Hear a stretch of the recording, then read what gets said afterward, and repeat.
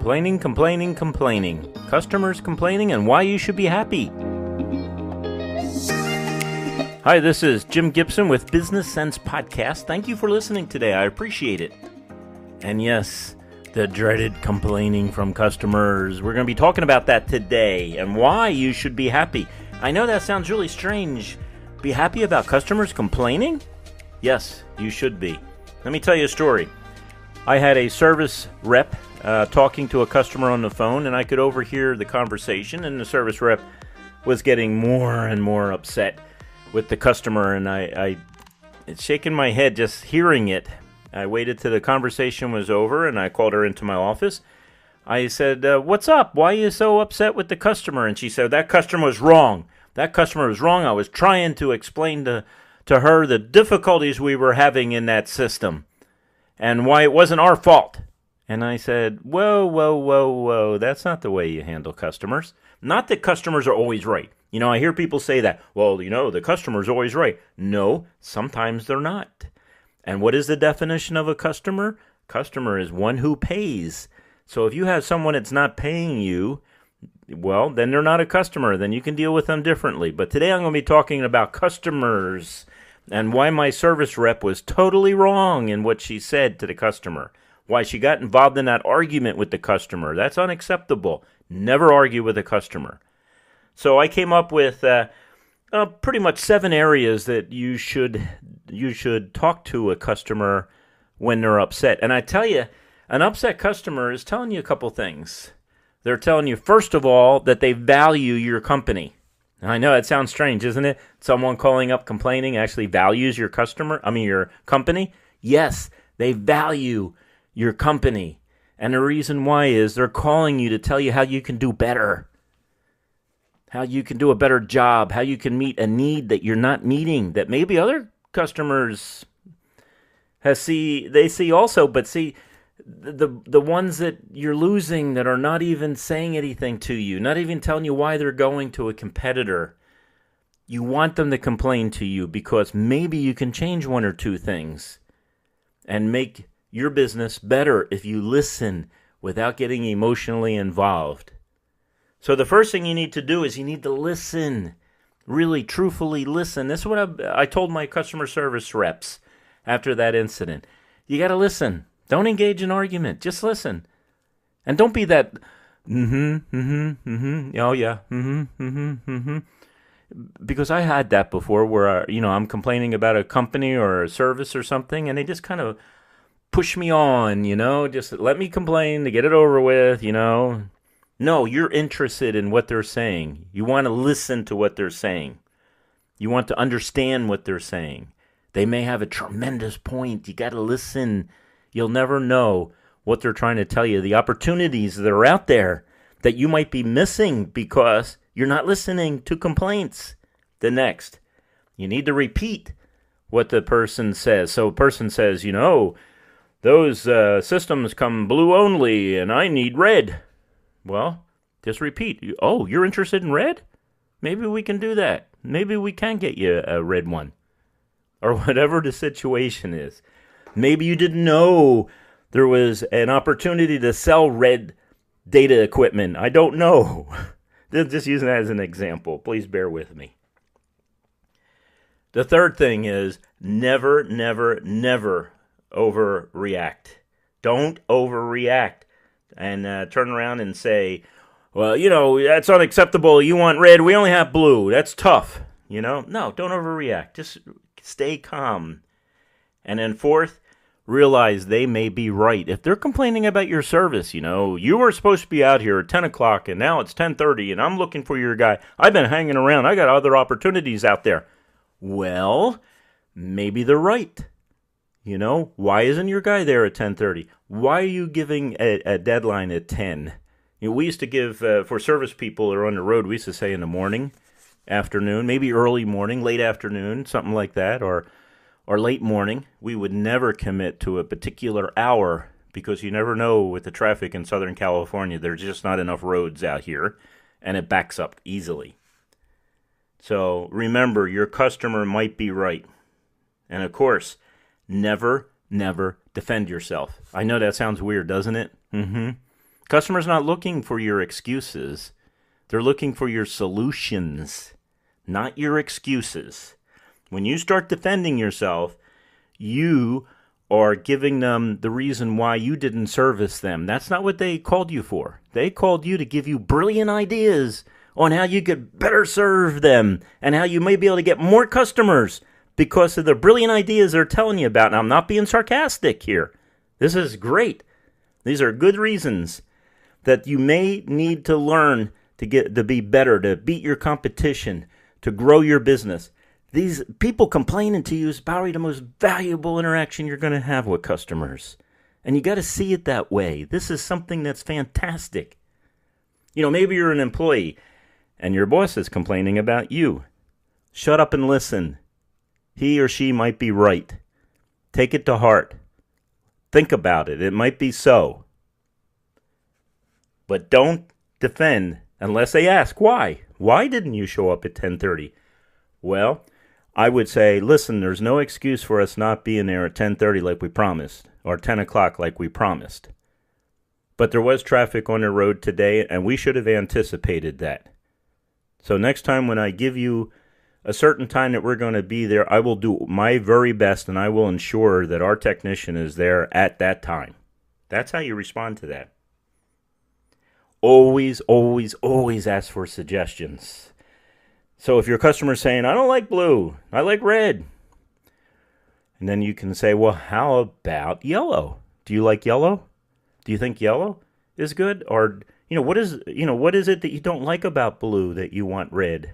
You ask questions like that. Ask for suggestions. And I know this is going to really sound strange to some people, but when someone calls you and they're emotionally involved in wanting to help your business do better, that's called a complaint. That is the best time to sell them something. I'll give you an example. I had a person, and we had a T1 circuit that had a special modem on it and everything else in a person's data room.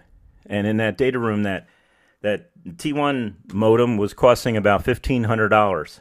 So we went in there, and we put it in, and we said, look, on the other side of the room, you got an outlet. You can't use that outlet with your microwave and your toaster and your coffee maker and everything else because it's really going to affect your data systems. And they said, yeah. And then you know what happened?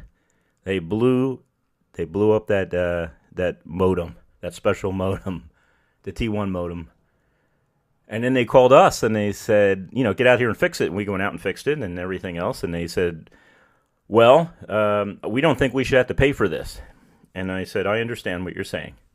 I understand. I listened. I did all the 6 things that I've said before. I listened. I sympathized with them. I understood what they were saying. And I said, but I can tell you why it blew up. And they said, well, why? I said, because you got the toaster, you got the coffee maker, you got the little portable oven, you got the vacuum cleaner, you got the... you name it, microwave, TV, I don't know. You got everything attached to that same circuit. You can't do that. You got to have a special circuit for the stuff in the data room. You can't have all these devices with people coming by and popping their toast in and turning the microwave on and opening up the freezer and everything else at the same time. I'm sure you blew some circuit breakers on this. And they said, yeah, we did. I said, that's what's killing a device. And I said, and he said, well, yeah, that's kind of pricey device, $1,500 and everything else. I said, yes, I know it is. And we do everything we can to keep our prices low. But I'll tell you what, this is what I think you should do. I think you need a maintenance agreement. He said, a maintenance agreement? And I said, yeah, if you had a maintenance agreement, this wouldn't cost you a penny. We'd come in there and we'd replace that equipment free of charge. And he said, whoa, I didn't think of that. I said, you got a lot of equipment in there. I said, we would replace everything in there if you got a electrical surge, free of charge. We'd come out, we'd reprogram it for free for you. And he said, well, that's a fantastic thing. I would be interested in that. I told him what the price was. He said, I think I'll do it. I said, there's one condition. And he said, what's that? I said, that you get a dedicated circuit in that room. Well, he paid for a maintenance agreement, he installed a dedicated circuit, and he paid the $1,500 for the T1 modem. And he was a happy customer. So the best time to sell a customer is when you satisfy their complaint. When you listen to them, you treat them with respect. You got to treat everybody with respect, by the way. You treat everyone with respect until they absolutely point out that they don't deserve it. They're stealing from you or something like that. The next thing you need to do is you need to over-communicate. I told you this in other podcasts. You need to keep on talking and talking and talking. And especially to the complainers, because they're your buddies. They're the people that are going to help you build your business, is the complainers. So you got to communicate with them. They said they have a problem. You weren't out there fast enough. Well, the next time you send someone out there, you call them and say, did he get there yet? Did he get there yet? Call him again. When's he supposed to be there? Well, I'll call him on his cell phone. I'll find out where he's at. We'll see what's going on. I want him to be there on time. This is important. And that is the next thing you should remember when a customer complains. I hear people say, well, it's not that big of a deal, that your guy wasn't there at 10:30 when he was supposed to be there at 10 or something like that. No, that's not what you do, because the person gets madder. They don't get happier that you're trying to play down their concerns. That doesn't make them happier. What you need to do is you need to get more excited than them. So if they're a little bit annoyed, and say, yeah, this guy's supposed to be here at 10:30, then you need to say, he's not there? Let me find out exactly where he is at. Now, I'm not talking about lying, okay, or putting on a show. I'm saying truthfully, get more excited for your customer on any issue. If they're upset, their system's down, and they say, well, when you get it, I need the guy out here whenever you can do it. And what do you mean whenever I can do it? I'm going to do it now. I'll get the person out there. We want that up and running. So you always have to be more excited than your customer, one level above, okay? And be believable. Be really concerned for that problem. If they're upset about that problem, you should be upset about that problem, because they're the ones that pay your mortgage. They're the ones that pay for your car insurance and your payments on your car. They're the ones that put your kids in school. They're the ones that pay for your house, everything else. These are the most important people on earth to you, besides your family. The most important people on earth are your customers. You got to take care of them, and you got to be more excited about a problem than they are, because that's your problem. Remember, they're paying you to solve their problems.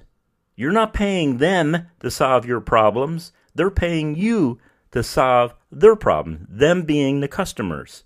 So you're paid to solve the customer's problems. That's your job. Don't complain about it. That's the way it is, especially in IT. That's the way it's always going to be in IT. You are paid to solve problems, and there is the opportunity to make money, legitimate money.